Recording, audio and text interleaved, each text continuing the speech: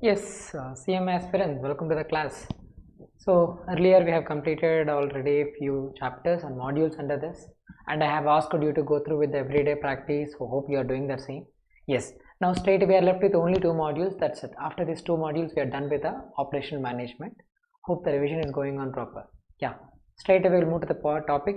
See, project management, monitoring and control. So till now we have learned about production and then its development, how to take product life cycle, everything we have learned. Now project management, monitoring and control. What does this project actually means? See, you have taken one project of producing 100 laptops. Okay, this particular project aim is to produce 100 number of laptops. So once the 100 laptops are produced, the project gets end. In this project management, how to produce this 100 laptops with the normal cost and how to manage this controlling and monitoring explains in this chapter. Okay, this module includes project planning, project life cycle, Gantt charts, Gantt charts is very important. Okay, then PERT and CPM it's again important. Okay, then see basics of MS project. This was not there in the 2016 syllabus, basics of MS project. Now you have it. Okay, yes.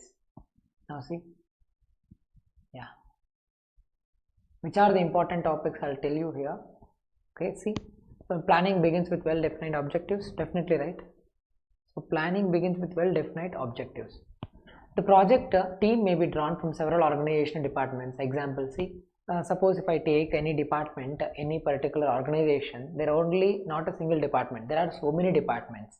Okay, suppose if an organizational department if I take, in that like engineering, production, marketing and accounting, these are the many departments which we have to plan very properly so that we can achieve the objectives. And project definition involves identifying controllable and uncontrollable variables. Remember, project, it involves what? Controllable as well as uncontrollable variables. Okay, and establishing project boundaries, performance criteria should relate to the project objectives. Okay, first important thing is what? Any project whether you take, okay, that particular project has controlled as well as uncontrolled variables. Controlled variables means which you have control on it and which you can even reduce, or we can even make those things whether go high or less, that completely in your hands. Uncontrollable means external factors which are not in our hands, which is beyond the control. Okay, and these two, accumulation of controllable as well as uncontrollable variables, makes establish the project boundaries, and it tells that which are often evaluated in terms of time, cost and resource utilization. From the beginning we are learning this utilization of resources with reduced cost and mean time. That yes, project planning is a part of project management. Remember, for MCQ, project planning, it is a part of project management. That means project management is a wider term. In that, project planning is a part of it, which relates to the use of the schedules such as Gantt charts to produce, to plan and subsequently report progress within the project environment. Next, see, then what do you mean project management? Project management is the discipline of organizing and managing resources in such a way the project is completed within the defined scopes, quality, time and cost constraints. What is the project management? It is a discipline of an organization and managing resources. Okay, you have to utilize the resources very properly, and in such a way project is completed within a defined scope, quality, time and cost constraints, including all the time, cost, quality, how better you are producing the product within the time. That is nothing but project management. Now you have learned two things. See, project definition involves controllable as well as uncontrollable factors in relation to time, cost and resource utilization. One more, you have learned one more thing, that is a project management, that is a discipline of organizing and managing resources in such a way the project completed within a definite scope, quality, time and constraints. Next, a project is a temporary and one-time endeavor undertaken to create a unique product or service. I told you, one-time endeavor it is. What it is? One-time endeavor. One-time endeavor. That means I have already gave an example. If you take a particular project of producing 100 laptops, after done with the production of 100 laptops, the project comes to end. Okay, that is a one-time endeavor. So unique product or service which brings about a beneficial change or added value. This property of being a temporary and one-time endeavor constant with processor operations which are permanent or semi-permanent ongoing functional work to create the same product or service over and over again. You can take the same product, same particular project again, or else you can take a new project over and over again. Okay, yes. And why we have to develop the project management? Tell me, why we have to develop the project management? Because this particular project management include different systems and it is very difficult to deal. Okay, and because there are various technical skills and philosophy is underlying there. That's why we have to develop the project management. Why? Because of if you take any set of decisions that will undergo a technical skills and so much philosophy. So you have to develop a project management so that you can easily deal with all the technical skills. Next, there are two challenges especially comes under project management. The first challenge of project management is to make sure the project is delivered within defined constraints. Okay, see, the project whatever you have chosen, that must be delivered within the defined constraints. That is the first one. Next, second, the more ambitious challenge is the optimized allocation and integral of inputs needed to meet predefined objectives. See how well you are utilizing the resources and allocating the resources to meet the objectives or goals. A project is carefully defined set of activities that use the resource, money, people, material, energy, space, provisions, communication, etc. to meet the predetermined objectives. We have learned, what do we have learned? Controllable, uncontrollable factors we have learned, one-time endeavor we have seen, project management definition we have seen. Okay, and then we have seen there are two challenges. First one is the challenge which you have to deliver the product within the defined constraints, and second one is make use of the resources properly and allocate it properly to achieve the objectives. Okay, next. Initially, the project scope is defined and appropriate methods for completing the project are determined. Following this step, the duration for the various tasks necessary to complete the work are listed and grouped into a work breakdown structure. Okay. Earlier, the product, how it is being producing means on random basis, but on coming part, each and every process, at each and every step, how much the time is taking to process that particular step is being done. The duration for the various tasks necessary to complete that work are listed and grouped into work breakdown structure. And the logical dependencies between tasks are defined using an activity network diagram that enables to identify the critical path. What do you mean critical path? Critical path means I will teach you, and there is one particular sums as well as even a concept is also there underlying in critical path. Critical path means zero lying categories. That means to reach from starting to ending. That means from when starting of raw material converting it to the final product, throughout this process you should not hectic with any busy task. Okay, so early start, early finish, there are few underlying terms which we will understand in the further. Okay, got it? And here you get float, slack, everything will be seen in the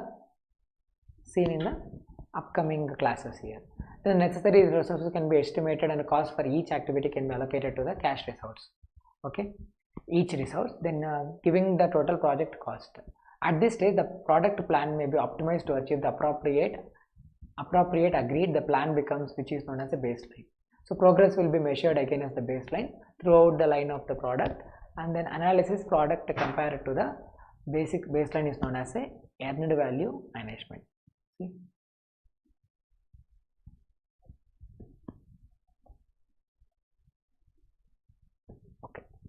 Done? Yeah, see here particular one. Yeah, see here, for any project you created a baseline, that means a foundation, a structure. This particular baseline, the progress will be measured against that particular baseline throughout the life of the object, throughout the life of the project. Suppose the project life is 5 years. In that 5 years you have to complete the project. Mean throughout this life 5 years project, the progress will be measured as per the baseline, as per the structure what you have put for. And analyzing progress compared to the baseline is known as earned value management. What do you mean by earned value management? Means analyzing progress which is compared to the baseline. Okay, that is known as earned value management. Next, Gantt chart. Gantt chart is a principle and used in scheduling and is also in some methods of loading. This chart was originated by American engineer Henry L. Gantt. Remember his name?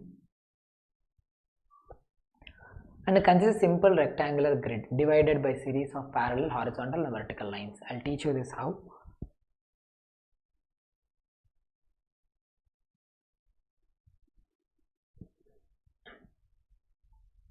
Suppose, see, 1 minute.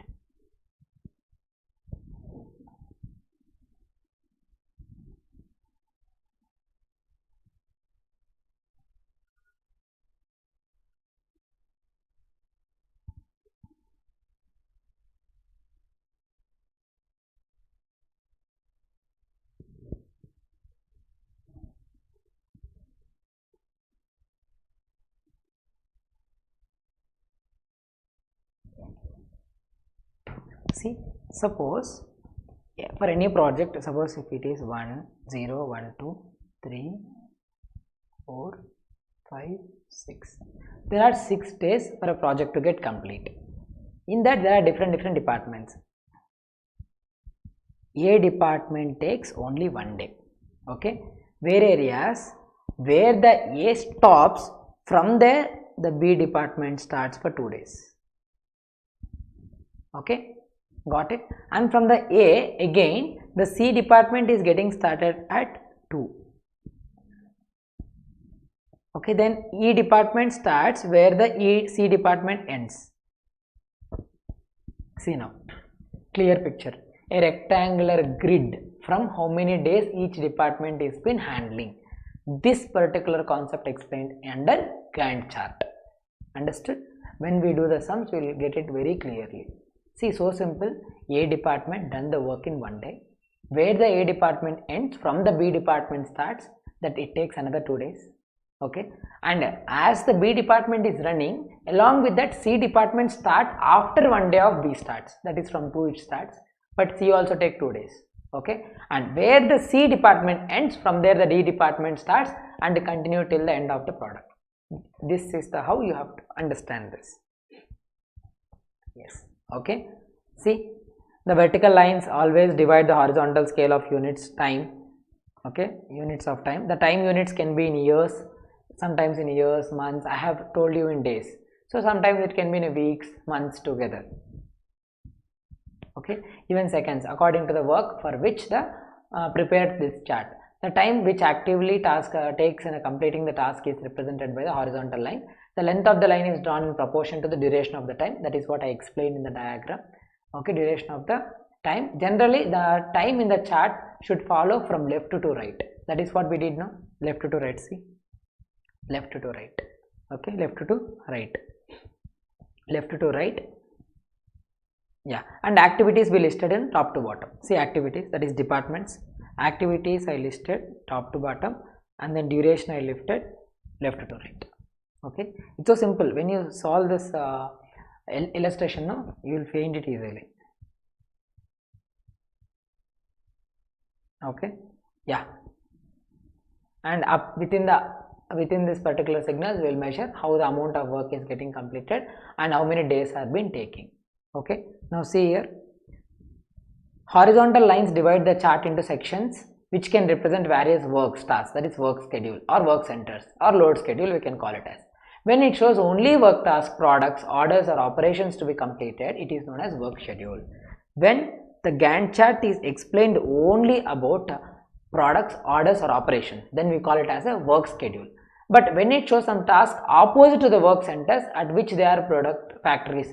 Now see, I have taken department wise, that is a load. Okay, each department how much the load is taking, that we call as a load chart. Instead of loading, if I tell about a product or an order, okay, suppose I need to get 100 orders, so how the orders getting in each activity, if I tell like that, that comes under work schedule. But at the same time, when I tell about against of this work schedule, that is maintaining the factories, departments and then workshops, machine tools, other than this work schedule, those called as load chart. Okay, did you clear? Yeah, the units scheduled or loaded on these charts are always the same because these works tasks are known as having a known standard time. Okay, so different symbols we use according to the different companies. Okay, yes. Now see network analysis. Gantt chart you understood, right? Yes. Now see network analysis. Routing is the first step in production planning. Routing means mapping. Okay, from which department to which department it has to go. That is the routing. So routing is the first step in production planning. In small projects, routing is very simple. Sequence of operations is almost decided, and the operations can be performed one after the other in a given sequence. Okay, see, routing is very simple. Sequence of operations, it's almost decided. Routing means it's almost predetermined already, and operations can be performed one after another. Okay, without any hassle environment. Hassle free now we are doing, that is, after one activity gets done, the other activity comes into the picture in a given sequence. But in large project, this is a rather difficult problem. Suppose suppose a project of creating only a laptop, in the sense only few departments is engaged, that's more enough. Okay, so each department, each activity transfers and enters into a final product. But at the same time, so higher machines, okay, like if you see under tractor, so when it goes for a higher project, that is a difficult problem again. So there may be more than one route to complete a job. Okay, suppose I come up with the idea, if you go on this route plan, we can achieve the target in a less time. The other person or other employee who is working with me, he proposed another plan. Okay, so there are many plans or many routes to complete a one job. Then we have to take the best output from that. The function of the production manager is to find out the path which it takes the least time in completing the object. Hope it's clear. Next, see, in a big project, many activities are performed simultaneously, continuously, like at a time they go on. There are many activities which can be started only at the completion of the other activities. In such cases, a thorough study is required to collect the complete details about the project and then to find out a new, better and quicker way to get the work done in a decent way. Okay, in such cases, the first step is to draw some suitable diagram showing various activities and their positions in the project. Okay, this all you learn under when you go with the illustrations. It's a general, so if you have a little much information about it, that's more enough. Next, it's important characteristics and network analysis. What are the important characteristics? Okay, you try to tell. I have told in the beginning, objective is to finish the specified time, otherwise there is a penalty. Okay, you have to complete the penalties also we have drawn and we have seen in previous modules. Okay, you have to complete the task in meantime. If you have not completed, then it goes under penalty. Next, various activities are to be completed in an order. A number of activities are performed simultaneously, while there are many other activities which can be started only when some other activities are completed. There are few activities which start altogether, and there are few activities which only start when the previous activity comes end. Next, the cost of any activity is proportional to its time of completion. Okay, suppose if I take any project to complete for 100 days, means the day cost will be according to per 100 days. At the same time, if I take a project and complete it within a 10 days, means the day cost will be according to per 10 days. Okay, so the cost of any activity is proportional to its time of completion. Next, fourth important characteristic. See, there can be hurdles in the process and resources to be allocated may be limited. A network graph consists of a number of points or nodes, each of which is connected to one or other of the nodes by routes or edges. It is a set of operations and activities describing the time and orientation of a composite project. See, this I can explain you with the diagram wise. See here, project A is there, activity B, activity C. From A to B it is taking 2 days, from B to C it is taking 3 days, and this we call as a nodes. Okay, at each activity we have, first one is called earlier start, second one is early finish. And remember, for first activity always it starts with 0 and 0. Okay, so this I will teach you how it is. So I just explained you here what is nodes, NODES, what is nodes, and what is the interlink between before activity and succeeding activity. A small diagram it is, early start, early finish. Next, important concept of network diagram. See, a network can be considered a means of graphically depicting all the operations involved in a project.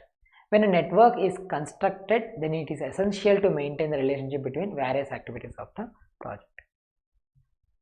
If there is a network activity which is constructed, then you have to maintain the relationship between all variables and you have to club together till the activities ends.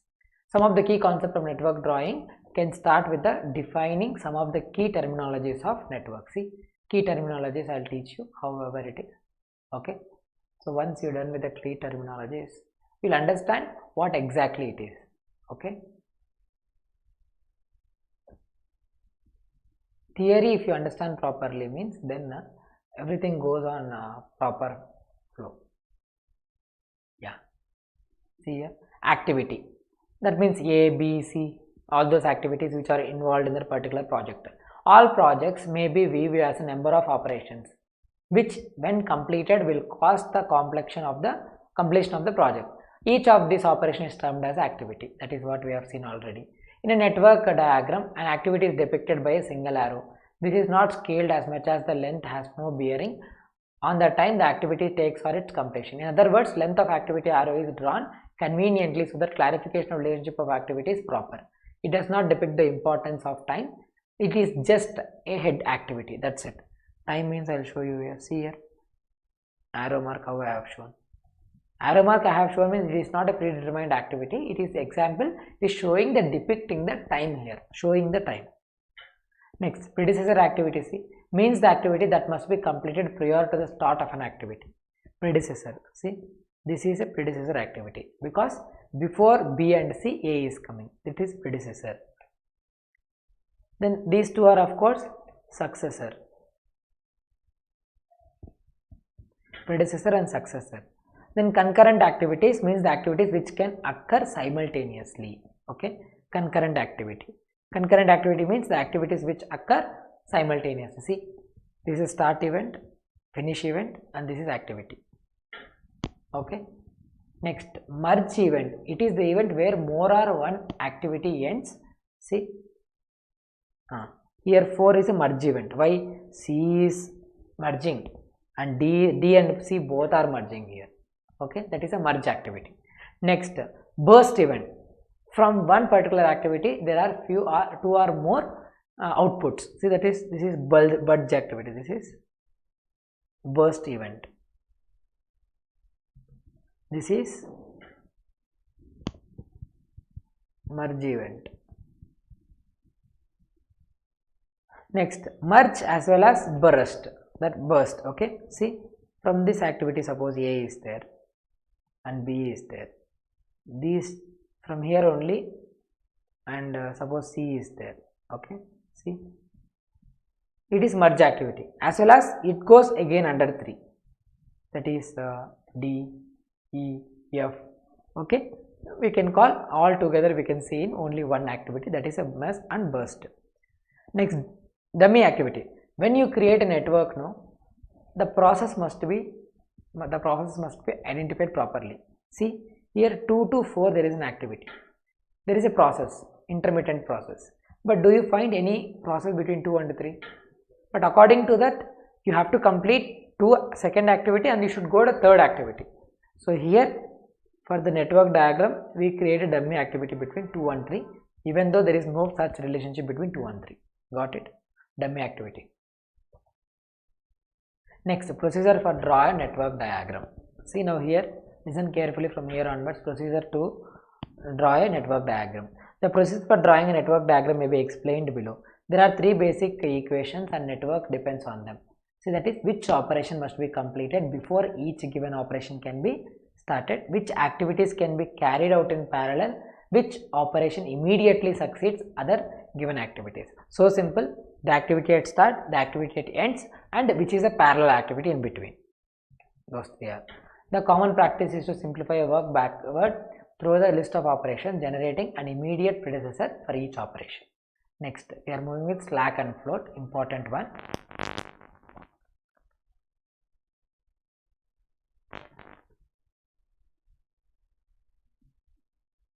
Yeah, slack and float. See, slack.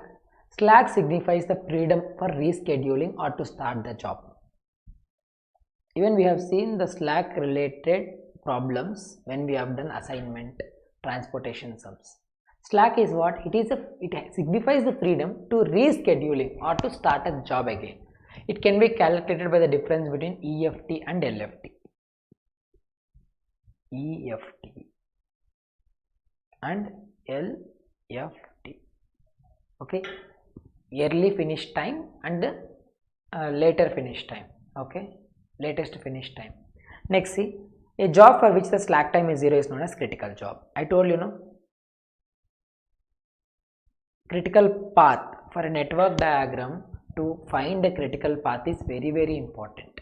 Okay, for this critical part, first you have to find out the slack. Wherever the slack gets 0, that comes under critical path. To get the slack as 0, what is the formula? EFT minus LFT. Remember this much. The critical path can be located by all those activities or events for which the slack time is either 0 or a float time is the least. Even whenever the float time is least also and the slack time is 0 also, we can create a network path. Okay. Next, the abbreviations of EFT and LFT given in the following. See, EFT means earliest finish time. This is the sum of the earliest start time plus the time of duration of any event. That is the earliest start time, ES plus time duration. What did you understand the formula now? ES plus time duration is equal to earliest finish. So I just want now ES. Simple. EF, time you send this side, minus time. Okay, earliest start plus time is equal to earliest finish. If you want earliest finish as a earliest start, if you want the answer, just subtract time duration from the earliest finish, you will get it. Okay, done. Next, it is next one. See, LFT also same like that. It is calculated from the LFT of the head of event. For its calculation of total project time is required. Okay, LFT means latest, so you should require total project time. The total project time is shortest possible time required to completing the project. Yes. Now see, floats. Float in the network analysis represent the difference between the maximum time available to finish the activity and the time required to complete it. Maximum time available to finish the activity and time required to complete it. Suppose the time required to complete the activity is 2 days, but maximum time it is 4 days, then take only 4 days. Okay, so the difference between 2 days and 4 days, so it is 4 minus 2 is 2 days, difference you have to take. There are so many activities where the maximum time available to the finished activity is more than the total time required to it. This difference is known as floats. Suppose total time required is only 4. Okay, total time required is, but maximum time is available to finish the activity is 6. 6 minus 4 is 2. This we call as a float. Okay, now float may be total float, free float and independent float. See, total float. Total float is the maximum amount by which a duration of the time activity can be increased without increasing the total duration.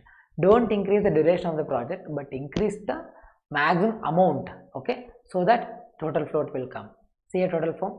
First, the difference between the earliest start time of tail event and latest finish time of head event. Okay, tail event and head event.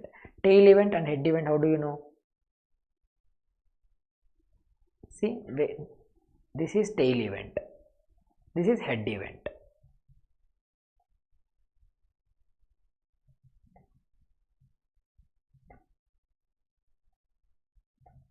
Got it? Tail event and head event. Next one, see. Then subtract the duration of time for the activity from the value obtained up to above to get the required float for the activity. To find the float, first you have to do what?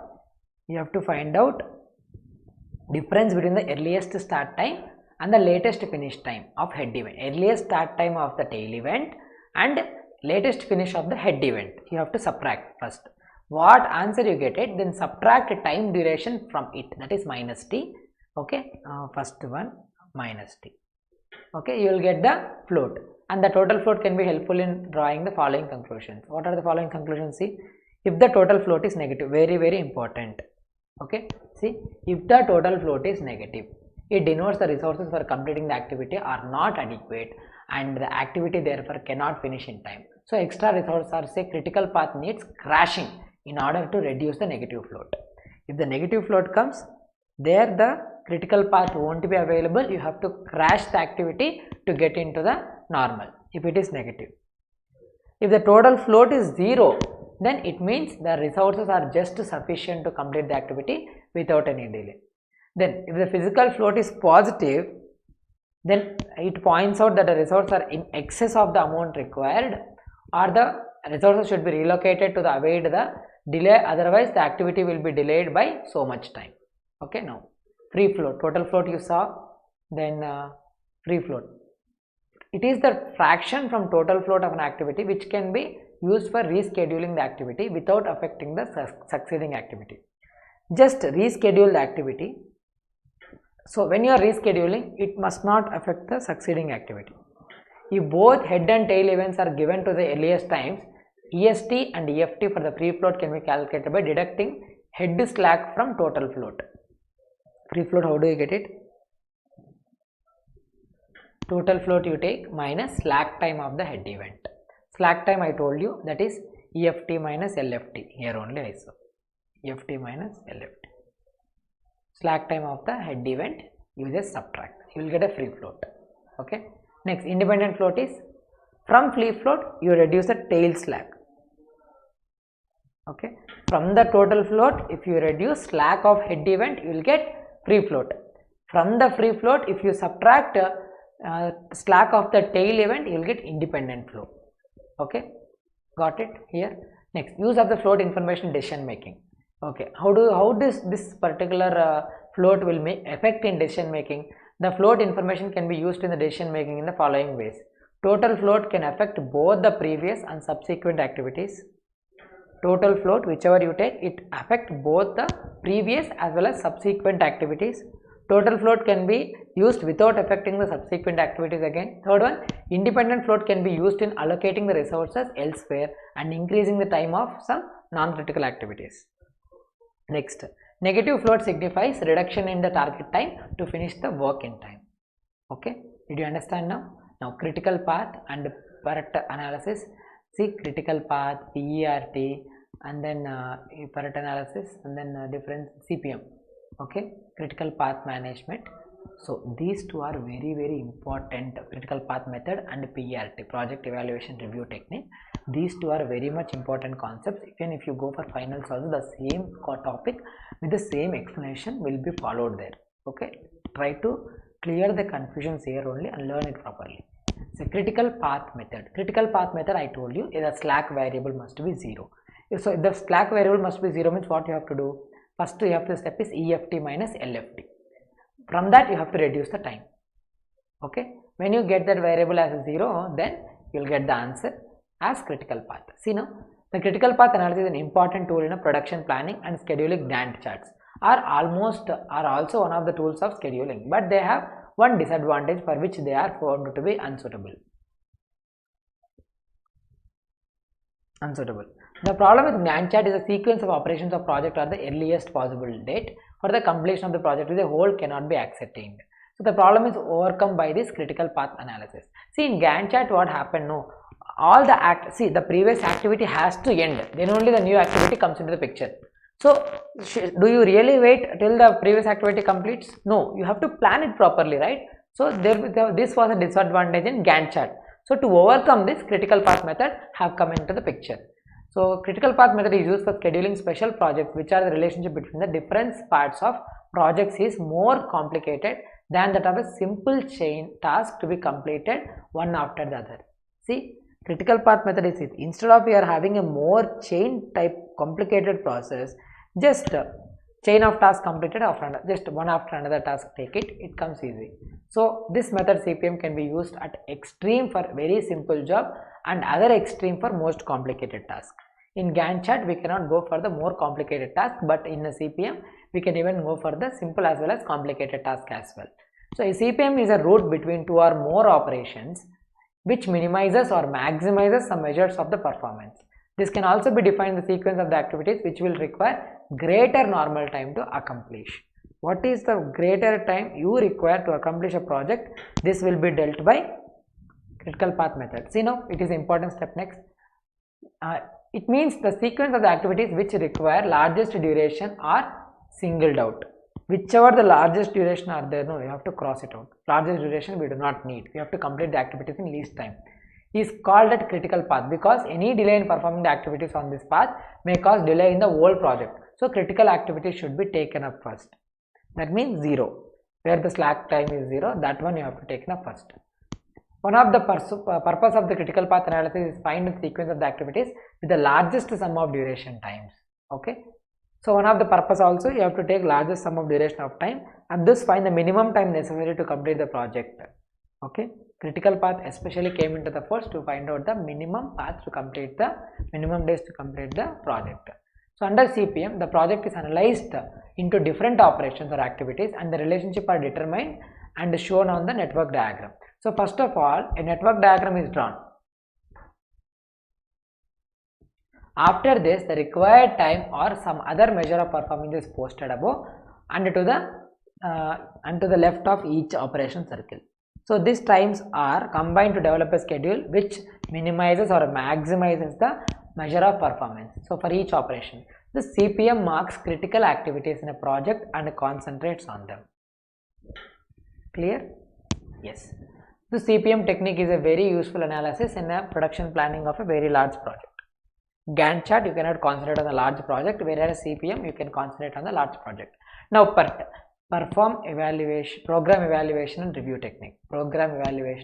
technique. So there are many modern techniques developed recently for the planning and controlling of large projects in various industries, especially in defense, chemical and construction industries. Perhaps the PEST is the best known such as hack techniques. Wherever there are too many techniques are involved for those activities, the PERT is the best solution.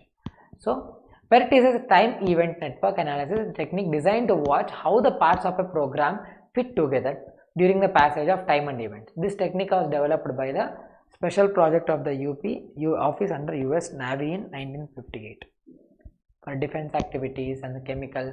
So PERT is very useful for that. Involves application of network theory to schedule problems. In PERT, we assume that the expected time of any operation can never be determined exactly. See, in PERT, we assume that the expected time of any operation can never be determined exactly. Okay. Major features PERT in a procedure of requirement of PERT. See, here one important concept comes under here. It is a very important. The same topic is under final CMA, final also under SCM, strategic cost management. Okay, I'll tell you that. See, the following are the main features of the PERT. All individual tasks should be shown in a network. Events are shown by circles. Each circle represents an event, a subsidiary plan whose completion can be measured by a given time, which we have seen in a diagram already. Next, each arrow represents an activity, the time, consuming elements of program, the effort that must be made between the events. Okay. Next, second one, activity time is the elapsed time required to accomplish an event. In this original PERT, 3 times values are obtained. What are those 3 times? Optimistic, most likely, pessimistic. Optimistic is T1, pessimistic is T3, and the most likely is T2. It is the best estimate of time that everything goes exceptionally well. That is we call as optimistic time. Next, most likely time. It is an essential time that the project engineer believes necessary to do this job, or it is the time which most often required if the activity repeated or number of times. Sometimes you may repeat it because reschedule it because it is not fit proper. So this comes under most likely. Pessimistic. It is also an estimate of time of an activity under adverse condition. It is the longest time and rather than more difficult to ascertain. Adverse time. When the situations are not in our hand, it's beyond the control, then pessimistic time comes into picture, and it is for longest time actually, and rather it is more difficult to ascertain also. Okay. The experiments have shown in the best estimator of time and several estimates made by the project. And combining all these 3, how can you find out the T? That is the variance. How can you find out variance of T? That is T1 plus 4 times of T2 plus T3 divided by 6. Okay. For T, you simply find out T1 plus 4 times of T2. T1 is what? The in exam they ask question like this. T1 is a optimistic time they give. Okay. Then they will also give you the most likely time, and they also give you the pessimistic time. You have to complete the, first of all you have to find out the time, that is T1 plus 4 times of T2 plus T3 divided by 6. and again you have to find out the variance of t. Variance of t is so simple, T3, that is a pessimistic time, because the adverse condition, the time here is maximum. So T3 minus T1. T1 is where all the activities goes on according to the estimation of time exceptionally well. So T3 minus T1 divided by 6 whole square, that we call as a variance. It's important. So on this the questions may be asked. If the questions are not asked in your study mat also on this, but definitely questions will arise from this. The next step is to compute the critical path and the slack time. So the critical path and a critical sequence of the activities on which takes the longest time to accomplish the work and least time slack time. Next, difference between PERT and CPM. See, it's important. Yeah, although these techniques PERT and CPM use the same principles and are based on network analysis, yet there are different in following steps from each other. What it is different? See, PERT. PERT is appropriate where time estimates are uncertain in the duration of the activities as measured by the optimistic time and most likely time. In PERT you have optimistic, pessimistic, most likely. But in CPM, duration of every time is constant and therefore does not deal with uncertainty time. So they felt that in CPM it is every activity is constant. Okay, that's why no uncertainty time here. But PERT you have. Then PERT is concerned with events which are beginning and ending points of operation, while CPM is concerned with activities. PERT is mainly for the time. What is where the beginning is, where the ending is. But CPM it only concerned with activities. Next, PERT is suitable for non-repetitive projects, while CPM is designed for repetitive projects. PERT is a one-time endeavor, you use that. CPM it is a repetitive project, it keeps coming. Next, PERT can be analyzed statistically, where CPM not. PERT statistically, that is nothing but we have found out the T and variance by using the formulas. But CPM we cannot find out like that. Next, PERT is not concerned with the relationship between the time and cost, but CPM establishes relationship between time and cost and its appropriation to time. But PERT it does not comes with the time and cost. Okay, it does not consider the time and cost. Okay, because it only consider the which are the beginning or ending points of the operations. It's important, this particular one. They may ask this question. Okay, short notes. Understood? Clear? Yeah. Kindly go through with this. So here we have ended, that is 6.1 project management, project planning. Did you understand? So many concepts: earlier, start, finish, slack, free float, total float. Okay, and we have even learned what is the project management meaning, controllable, uncontrollable, what are the two objectives. Okay, and then we have learned Gantt chart, what is network diagram, and the path analysis, and important characteristics of network diagram, what are the activities nodes. Okay, and then procedure, and the slack, free float, total float, and then we have seen what decision criteria, and we have seen under total float how many types are there and what does mean exactly, then independent float how it comes, then total float how it comes. Okay, then we have seen decision making analysis, then critical path analysis, then PERT analysis, then difference between CPM and PERT, and we have also seen a statistical way to find out the time as well as variance under PERT, that is program evaluation review technique. Okay, critical path method. So difference also we have seen. Differences it is important, and the statistical tools are important, and other normal theory things. These theory things, when you do the problems, it will help you out. Okay, you must make a strong base in this. So then only you can able to concentrate in the next class, and next class without this class is quite impossible. Got it? Got it? So hope you go through the formulas, you understand the concept first, then only you learn it. Don't by heart simply. Okay, is it done? Okay, next, project life cycle. In this also do not have any subs, but Gantt charts here you have. Okay,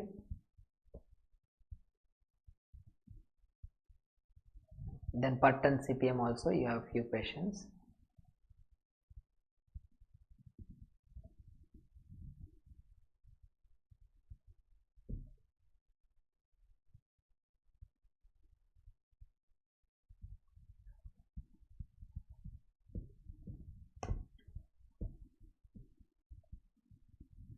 Okay guys, please prepare, please do prepare. You cannot know how the time goes very fastly. Okay, so concentrate on it.